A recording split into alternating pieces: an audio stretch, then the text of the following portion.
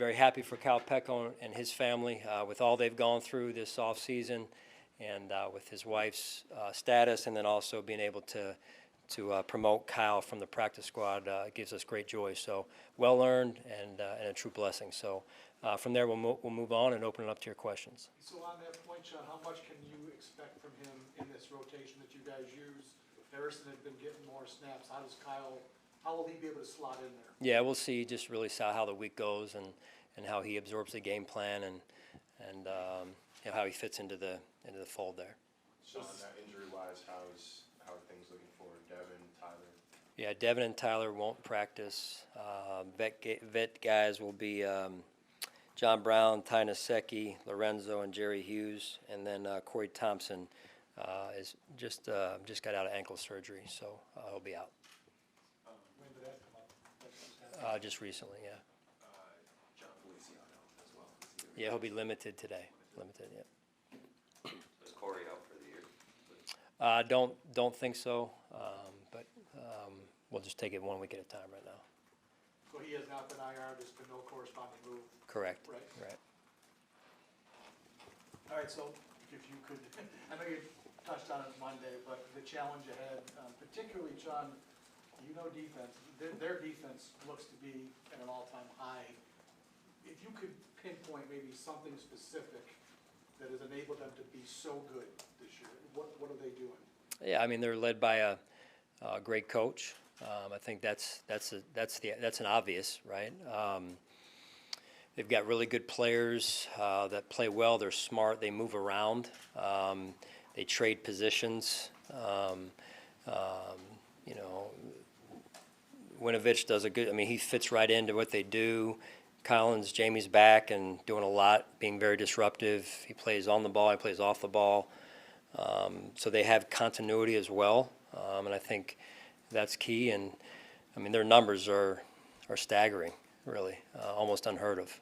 Would you say that of all the things that Belichick has done, maybe his ability to take an opposing offense's best attribute away, maybe his greatest strength? It's one of them, yeah. You know, Coach Belichick does a great job. He's, I think, highly intelligent, and the results are in the pudding. The results are what they've been, and you know, he does do that. He does a really good job of making teams play left-handed. So, yeah. So going back to injuries, how about Terrence Johnson? Taryn is going to be limited today also, so we'll see how he does. Collins was on the street for 2 months this free agency season, and you know they pick him up, and now he's having a huge role. Just kind of what strengths you see from him? Well, you know, he's big, he's fast, he's physical. Where you want to, really good football player. Yeah, versatile, really good player, smart. You know, just does a great job. And then, like your team, I mean, what do you see from the defensive backfield? There's a lot of continuity there. From their team, backfield. yeah. I mean, with as you mentioned, continuity. I think that's one of the great advantages that they've had. They've been together for a long time with the staff, with the players. They can spin the dial and go to things that most teams can't go to because they don't have that continuity built up. So if you take one thing away, if you do one thing, then they're going to, you know, find another way to beat you, whether it's defensively, offensively, or special teams. They're really good with all of that, and so you know, with Chung and the way he can match up on people, and then with their other players back there, McCourty, Stephon Gilmore, who you guys know well, you know, playing all at a high level and playing with a lot of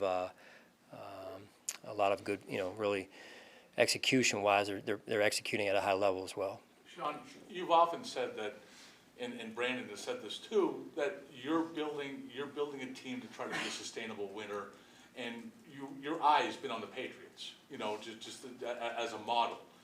How much further ahead, or how eager are you to see how much this team has improved over the 3 years that you've been here towards your objective in facing the Patriots this weekend? Well, I just think separate of, look, we respect, you respect what they've been able to do. I think you do that. If you don't do that, if you don't watch and you don't learn from other people, especially people that have been the best and they're the defending champs, right? So then you're ignorant to a model out there, right? And so as it relates to us, separate of this game, as it relates to us, I think we've definitely moved from where the meter was when we first got here to where we are now, in a lot of ways.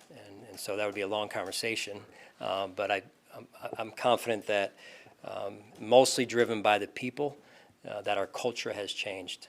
Still with work to do, but I'm confident that we've moved that meter. In some ways, in some ways, there are a lot of guys here, even with all the additions that you made this year, that aren't familiar with the past and the past woes against the Patriots, winning 4 games over 20 years. Do you think that helps the unknown, that they don't know in some ways what the past has been? Yeah, right now we're at week 4 of this season with this team, and I really believe you take it one game at a time. I really believe it's one season at a time, and sometimes with young people, you study the past and you respect the past and you learn from it, but a lot of these guys are just focused on the present, and that's good, right? There's some good to that, and there's some bad to that. Some of that bad we continue to try and educate them on, but that's me getting up there in years too, right? So as I've gotten older, I used to be a younger coach. Now I think I'm getting older, but look,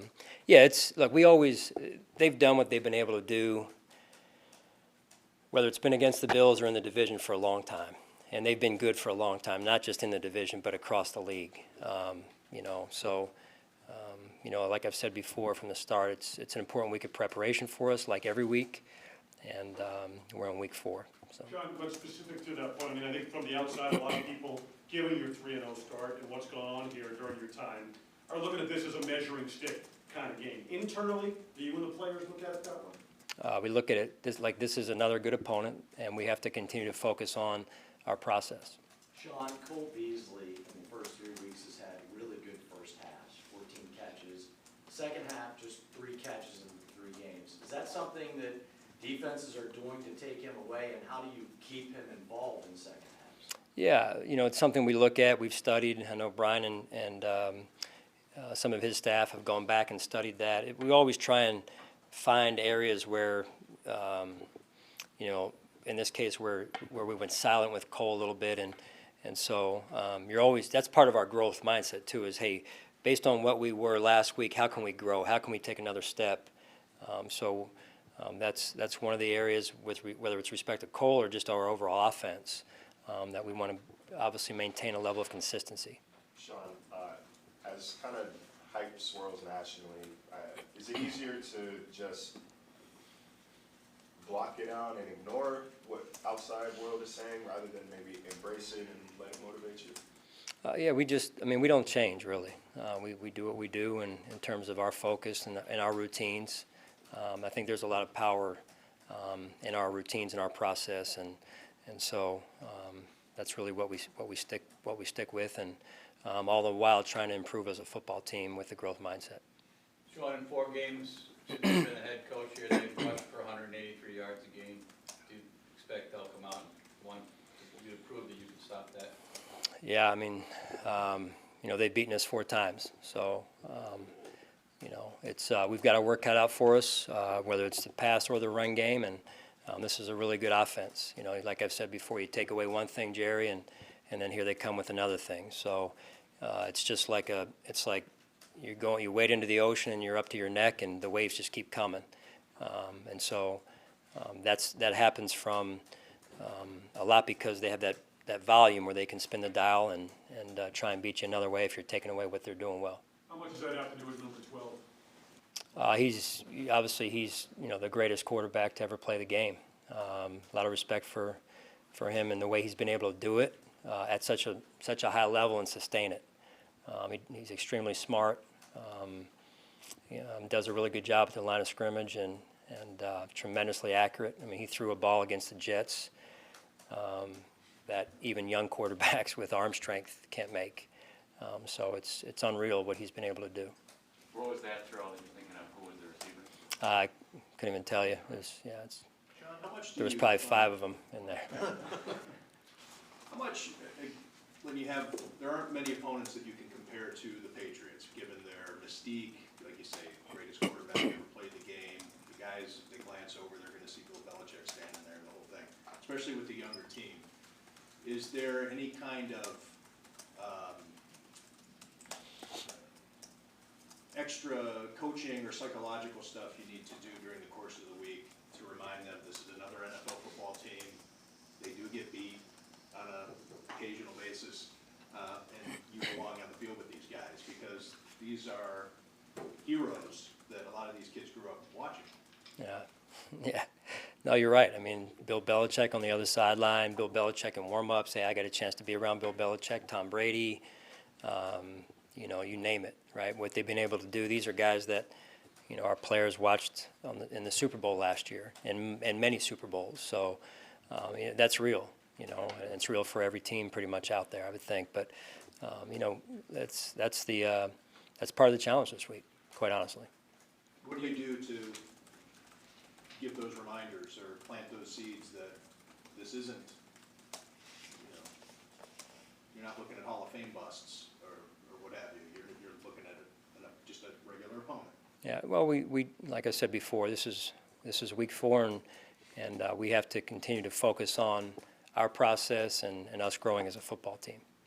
Sean, is it difficult because they've blown out their last 2 opponents to find good tape on them? And what do you do? Yeah, they haven't. I mean, the game's been over by halftime, you know. So you watch if it's normally 68 play film on one side of the ball, and you get 30 decent plays of what their intentions are, you know. So and then Edelman's out last week by just, you know, middle part of the game somewhere in there, give or take, and you know, I'd like to see him more so we could see what they're, you know, but smaller sample size, but they've earned it. You know, like I said, the game was over pretty much all 3 of them by halftime, and so, you know, they're a machine. How much does that add to the degree of difficulty for you in preparing? Yeah, there's a lot of difficulties, and when you prepare for this team, you know, so it's just another one, really. You know, it's just another one, and you know, so again, we go back to how are we growing as a football team, and you know, improving with where we need to improve. In the Super Bowl, they took a very promising young quarterback in Goff and, you know, had him very cloudy based on not doing what they usually do against the Rams. Yeah. You know, do you think like it's kind of going to be key for Allen to spin the dial and adjust here based on, because he might not see what he expected to see at the start of the game? Yeah, I mean, they do a really good job, as it was asked earlier about Coach Belichick, and their defensive staff do a really good job, you know, with adjustments, with taking your best things away, playing you in a unique way, confusing quarterbacks, and so that's, again, the continuity where, you know, they've been around, they can do that. And so, you know, we've got to make sure that we've got, you know, a good plan, but they've defended the best, and a good young quarterback last year, and a good offense in St. Louis or L.A. Sorry, and basically shut them down, right? So, yeah, it's a big challenge for us. How do you get Josh to balance being a risk taker, but also taking better care of the football? How as a coach do you try to get him to find that happy medium? Yeah, it's an ongoing, just like it is for our whole, and you know, our whole football team. It's an ongoing effort of understanding what wins and what doesn't in this league, and it's taking care of the football wins games. I mean, you guys have heard me say before, that's a stat that doesn't change. It moves a little bit, but it doesn't change all that much at the end of every season. So we have to continue to do that. We have to continue to harp on that, educate our staff, our team, on how important that is, and continue to drill down. John, 2 parts on Stephon Gilmore. A lot of people have talked about around the league that he might be one of the best corners in the NFL now. Do you agree with that assessment? And the second part is, have you noticed in film study, is he traveling or is he sticking on one side? He's the best. I mean, he's playing at a high level, and you know, he's made some big time contributions up there, and you know, it seems like he locks down pretty much whoever he's on in whatever role they put him in. And what was the other part of Have your you question? seen him traveling with a specific receiver? or is it Sometimes straight he'll do some of it. Yeah, it's again, it goes back to game planning for the most part, and that's true across the league pretty much.